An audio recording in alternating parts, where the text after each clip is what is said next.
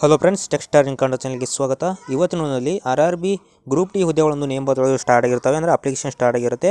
ಯಾವ ರೀತಿ ಮೊಬೈಲ್ ಮೂಲಕನೇ ಅರ್ಜಿಗಳನ್ನು ಸಲ್ಲಿಸುವಂಥ ಈ ಒಂದು ತಿಳ್ಕೊಳ್ತಾ ಹೋಗೋಣ. ಸುಮಾರು 40,000ಕ್ಕೂ ಅಧಿಕ ಹುದ್ದೆಗಳು ಇಲ್ಲಿ ಕಂಡು ಬರ್ತಾ ಇರುವಂಥದ್ದು. 10th ಕ್ಲಾಸನ್ನು ಮುಗಿಸಿದ್ರೆ ಸಾಕು ಈ ಒಂದು ಜಾಬ್ಗೆ ಅರ್ಜಿ ಸಲ್ಲಿಸಬಹುದಾಗಿರುತ್ತೆ.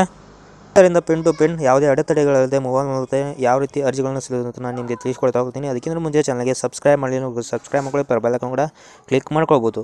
ಗೂಗಲ್ ಕ್ರೋಮ್ ಬಂದುಬಿಟ್ಟು RRB ಅಂತ ಸರ್ಚ್ ಮಾಡ್ಕೊಳ್ಳಿ. RRB apply.gov.in ಅಂತಿದೆ ನೋಡಿ, ಇದ್ರ ಮೇಲೆ ಕ್ಲಿಕ್ ಮಾಡ್ಕೊಳ್ಳಿ. ಕ್ಲಿಕ್ ಮಾಡಿದ ತಕ್ಷಣ ಡೈರೆಕ್ಟಾಗಿ ನಿಮಗೆ ಈ ರೀತಿಯಾದ ಒಂದು ಪೇಜ್ ಇಲ್ಲಿ ಓಪನ್ ಆಗುತ್ತೆ.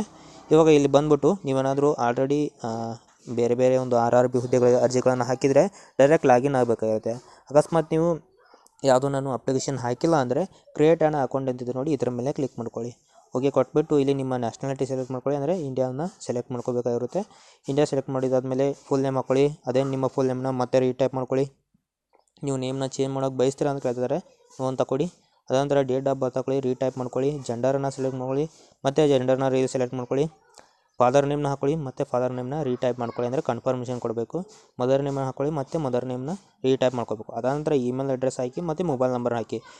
ಇವೆರಡಕ್ಕೂ ಒಂದೊಂದು OTP ಬರುತ್ತೆ. ಆ OTPನ ಸಬ್ಮಿಟ್ ಮಾಡಿದರೆ ಸಾಕು, ನಿಮ್ಮದು ಒಂದು ರಿಜಿಸ್ಟ್ರೇಷನ್ ಕಂಪ್ಲೀಟ್ ಆಗುತ್ತೆ. ಅದಾನಂತರ ಇಲ್ಲಿ ನೀವು ಪಾಸ್ವರ್ಡನ್ನು ಕ್ರಿಯೇಟ್ ಮಾಡ್ಕೋಬೇಕಾಗುತ್ತೆ. ಇಷ್ಟು ಮಾಡಿದರೆ ನಿಮ್ಮದು ರಿಜಿಸ್ಟ್ರೇಷನ್ ಕಂಪ್ಲೀಟ್ ಆಗುತ್ತೆ. ನನ್ನದು ಆಲ್ರೆಡಿ ರಿಜಿಸ್ಟರ್ ಇದೆ, ಆದ್ದರಿಂದ ನಾನು ಡೈರೆಕ್ಟು ಲಾಗಿನ್ ಆಗಿಬಿಟ್ಟು ಯಾವ ರೀತಿ ಅಪ್ಲಿಕೇಶನ್ ಹಾಕೋದಂತ ತೋರಿಸ್ಕೊಡ್ತೀನಿ ಸ್ನೇಹಿತರೆ. ಓಕೆ, ಮತ್ತು ನಾನು ಲಾಗಿನ್ ಫೇಸ್ಗೆ ಬಂದೆ. ಇಲ್ಲಿ ಲಾಗಿನ್ ವಿತ್ RRB ಅಕೌಂಟ್ ಕ್ರಿಯೇಷನಲ್ ಅಂತಿದೆ ನೋಡಿ, ಇದ್ರ ಮೇಲೆ ನಾನು ಕ್ಲಿಕ್ ಮಾಡ್ಕೊಂಡು ನೀವು ಬೇಕಾದರೆ ಆಧಾರ್ ಕಾರ್ಡ್ ಮೂಲಕ ಸಹ ಮಾಡ್ಕೋಬೋದು.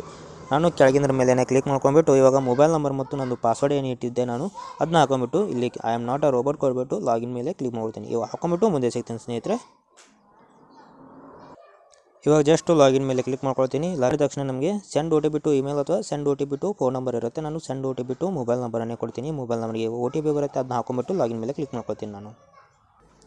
ಓಕೆ, ನಂದು OTP ಬಂದಿದೆ, ನಾನು ಹಾಕ್ಕೊಂಡಿದ್ದೀನಿ. ಲಾಗಿನ್ ಮೇಲೆ ಕ್ಲಿಕ್ ಮಾಡ್ಕೊಳ್ತೀನಿ. ಲಾಗಿನ್ ಮೇಲೆ ಕ್ಲಿಕ್ ಮಾಡಿದ್ರೆ ಸಾಕು, ನನಗೆ ಈ ರೀತಿಯಾದ ಪೇಜ್ ಓಪನ್ ಆಗುತ್ತೆ. ಆನ್ಲೈನ್ ಅಪ್ಲಿಕೇಶನ್ ಮೇಲೆ ಕ್ಲಿಕ್ ಮಾಡ್ಕೊಳ್ಳಿ. ಇವಾಗ ಇಲ್ಲಿ ನೋಡ್ಬೋದು, ಓಪನಿಂಗ್ ಡೇಟು 31/1/2026, ಕ್ಲೋಸಿಂಗ್ ಡೇಟ್ ಬಂದುಬಿಟ್ಟು 2/3/2026 ಕೊನೆ ದಿನಾಂಕ ಇರುತ್ತೆ. ಇಲ್ಲಿ ನೀವು ಸೆಲೆಕ್ಟ್ ಮಾಡ್ಕೋಬೇಕು ಯಾವ ಜೋನ್ಗೆ ನೀವು ಅಪ್ಲಿಕೇಶನ್ ಹಾಕ್ತೀರಾ ಅಂತ. ನಾನು ಬೆಂಗಳೂರು ಜೋನ್ಗೆ ಹಾಕ್ತಾಯಿದ್ದೀನಿ. ಇವೆರಡೂ ಟಿಕ್ ಕೊಟ್ಬಿಟ್ಟು ನೆಕ್ಸ್ಟ್ ಮೇಲೆ ಕ್ಲಿಕ್ ಮಾಡ್ಕೊಳ್ಳಿ. ಓಕೆ, ನೆಕ್ಸ್ಟ್ ಮೇಲೆ ಕ್ಲಿಕ್ ಮಾಡಿದ್ರೆ ಈ ರೀತಿಯಾದ ಪೇಜ್ ನಮಗೆ ಇಲ್ಲಿ ಓಪನ್ ಆಗುತ್ತೆ. ಇಲ್ಲಿ ನೋಡ್ಬೋದು, ನೀವು ರಿಜಿಸ್ಟರ್ ಮಾಡುವಾಗ ಏನೆಲ್ಲ ಡೀಟೇಲ್ ಕೊಟ್ಟಿದ್ದೀರಾ ಅದೆಲ್ಲರೂ ಆಟೋಮೆಟಿಕ್ಕಾಗಿ ಸೆಲೆಕ್ಟ್ ಆಗಿರುತ್ತೆ. ಇಲ್ಲಿ ಮತ್ತೆ ನಾವು ಏನು ಸೆಲೆಕ್ಟ್ ಆಗಿರಲ್ಲ ಅದು ಮಾತ್ರ ಸೆಲೆಕ್ಟ್ ಮಾಡ್ಕೊಳ್ತಾ ಹೋಗಬೇಕು. ಇವಾಗ ನಾನು ಅನ್ಮ್ಯಾರಿಡ್ ಕೊಡ್ತಾ ಇದ್ದೀನಿ. ನಮ್ಮದು ರಿಲಿಜನ್ ಬಂದ್ಬಿಟ್ಟು ಹಿಂದೂ ಬರುತ್ತೆ, ಹಿಂದೂ ಕೊಡೋಣ. ಮದರ್ ಟಂಗ್ ಯಾವ್ದು ಬರುತ್ತೆ ಅಂತ ಕೇಳಿದ್ರೆ ನಮ್ಮದು ಕನ್ನಡವೇ, ಅದನ್ನೇ ಕೊಡೋಣ. Next choose of language for examination ಕೇಳುತ್ತೆ. ನೀವು ಯಾವ ಭಾಷೆಯಲ್ಲಿ ಎಕ್ಸಾಮ್ನ ಬರೀತೀರ ಅಂತ ಕೇಳಿದರೆ ಕನ್ನಡ ಅಂತ ಕೊಡೋಣ.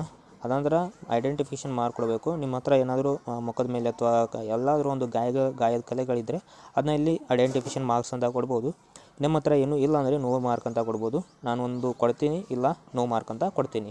ಅದಾನಂತರ ಕಮ್ಯುನಿಟಿಯನ್ನು ಸೆಲೆಕ್ಟ್ ಮಾಡ್ಕೊಳ್ಳಿ. ನಿಮ್ಮ ಕಮ್ಯುನಿಟಿ ಯಾವ್ದು ಬರುತ್ತೆ ನೋಡಿ ಅದನ್ನ ಸೆಲೆಕ್ಟ್ ಮಾಡ್ಕೊಳ್ಳಿ. ಒಂದು ಅನ್ರಿಸರ್ವ್ಡ್ ಬರೋದ್ರಿಂದ ನಾನು ಅನ್ರಿಸರ್ವ್ಡ್ ಮೇಲೆ ಕ್ಲಿಕ್ ಮಾಡ್ಕೊತೀನಿ. ಅದಾನಂತರ ಪರ್ಮನೆಂಟ್ ಅಡ್ರೆಸ್ಸು.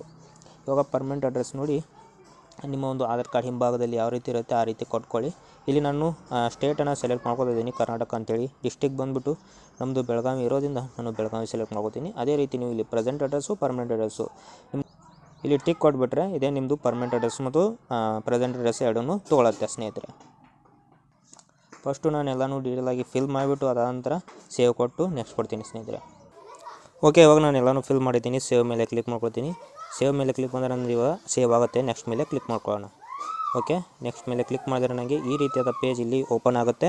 ಇಲ್ಲಿ ಎಕ್ಸ್ ಸರ್ವಿಸ್ಮೆನ್ ಡೀಟೇಲ್ಸ್ ಅಂತ ಕೇಳ್ತಾ ಇದ್ದಾರೆ. ನೀವು ಎಕ್ಸ್ ಸರ್ವಿಸ್ಮೆನ್ ಅಂತ ಕೇಳ್ತಾ ಇದ್ದಾರೆ, ಇಲ್ಲಿ ನಾವು ನೋ ಕೊಡೋಣ. ಅದಾನಂತರ are you a person with benchmark disability, ಅಂದರೆ ನಿಮ್ದು ಏನಾದರೂ ಅಂಗವೈಕಲ್ಯ ಹೊಂದಿದ್ದೀರ ಅಂತ ಕೇಳಿದರೆ ಇಲ್ಲೂ ಸಹ ನೋ ಕೊಡೋಣ. ಅದಾನಂತರ ಏನಾದರೂ ಎಸ್ ಕೊಟ್ಟರೆ ಇಲ್ಲಿ ಸ್ಕ್ರೈಬನ್ನು ತೊಗೋಬೇಕು. ಇಲ್ಲಿ ನಮ್ಮದು ಸ್ಕ್ರೈಬ್ ಬರೋಲ್ಲ, ಇಲ್ಲಿ ನೋ ಕೊಡೋಣ. ನೀವು ಎಕನಾಮಿಕಲಿ ಬ್ಯಾಕ್ವರ್ಡ್ ಕ್ಲಾಸಲ್ಲಿ ಬರ್ತೀರ ಅಂತ ಕೇಳ್ತಾ ಇದ್ದಾರೆ. ನೀವು ಎಸ್ ಇದ್ದರೆ ಎಸ್ ಕೊಡ್ಬೋದು, ನೋ ಇದ್ದರೆ ನೋ ಕೊಡ್ಬೋದು. ನಾನು ಇಲ್ಲಿ ನೋ ಕೊಡ್ತಾ ಇದ್ದೀನಿ.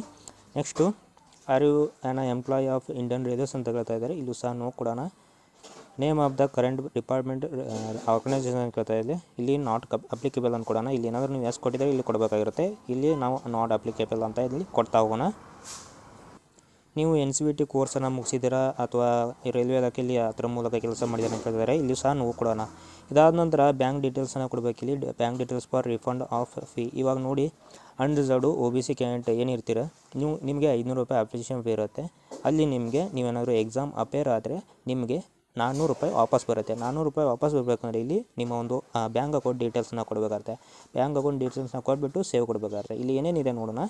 Bank account holder name, refund of fee, bank account number, ಮತ್ತು ಅದನ್ನು ಕನ್ಫರ್ಮ್ ಮಾಡ್ಕೋಬೇಕು. ಅದಾದ ನಂತರ IFSC ಕೋಡ್ನ ಹಾಕ್ಕೊಳ್ಳಿ. IFSC ಕೋಡ್ ಹಾಕಿದಾದ್ಮೇಲೆ ಬ್ಯಾಂಕ್ ನೇಮ್ ಮತ್ತು ಬ್ಯಾಂಕ್ ಅಡ್ರೆಸ್ಸು ಎರಡೂ ಇಲ್ಲಿ ಶೋ ಆಗುತ್ತೆ ಆಟೋಮೆಟಿಕ್ಕಾಗಿ. ಹಾಕೊಂಬಿಟ್ಟು ನಾನು ಮುಂದೆ ಸಿಗ್ತೇನೆ ಸ್ನೇಹಿತರೆ.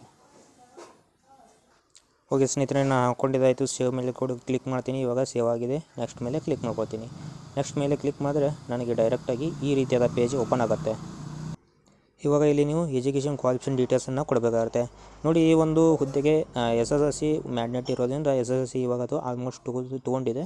ಇವಾಗ ನಾನು ಸೆಲೆಕ್ಟನ್ನು ಮಾಡ್ತೀನಿ ಯಾವ ಒಂದು ರಾಜ್ಯದಿಂದ ನಾನು ಪಾಸ್ಔಟ್ ಆಗಿದ್ದೀನಿ ಅಂತ. ನಾನು ಕರ್ನಾಟಕ ಮೇಲೆ ಕ್ಲಿಕ್ ಮಾಡ್ತೀನಿ. ಡಿಸ್ಟಿಕ್ ಕೇಳುತ್ತೆ, ಡಿಸ್ಟಿಕ್ ಮೇಲೆ ಕ್ಲಿಕ್ ಮಾಡ್ಕೊಳ್ಳೋಣ.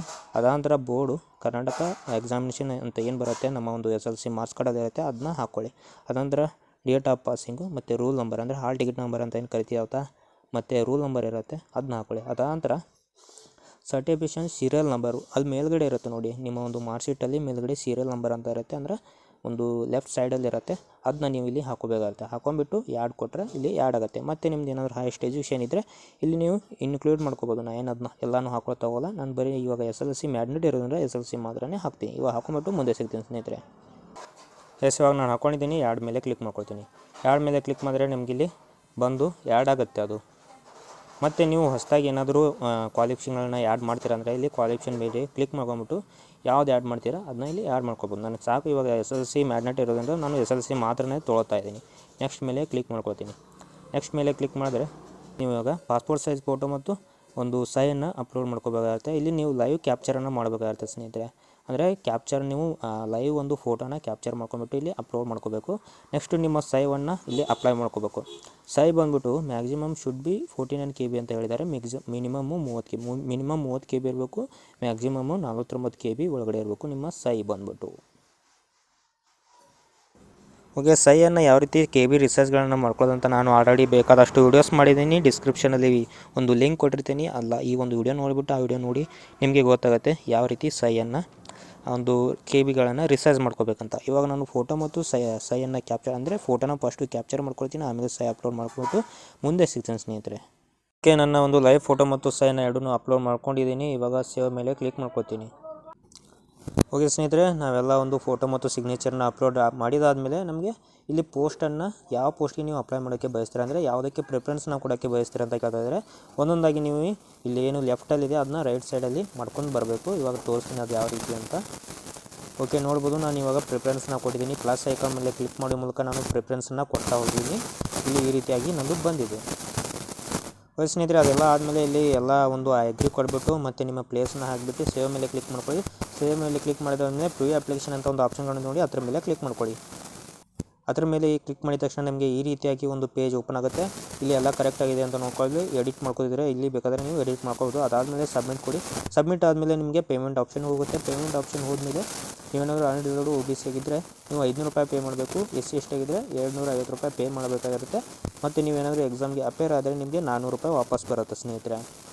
ಇಷ್ಟು ನೀವು ಒಂದು ಅಪ್ಲಿಕೇಶನ್ ಹಾಕೋ ಪ್ರೋಸೆಸ್ ಆಗಿರುತ್ತೆ ಸ್ನೇಹಿತರೆ. ಇದಾಗಿತ್ತು ಇವತ್ತಿನ ಒಂದು ವಿಡಿಯೋ. ಇಷ್ಟ ಆಗಿದೆ ಇಷ್ಟ ಲೈಕ್ ಮಾಡಿ ವಿಡಿಯೋನ ಮುಗಿಸೋಣ. ಜೈ ಹಿಂದ್, ಜೈ ಕರ್ನಾಟಕ.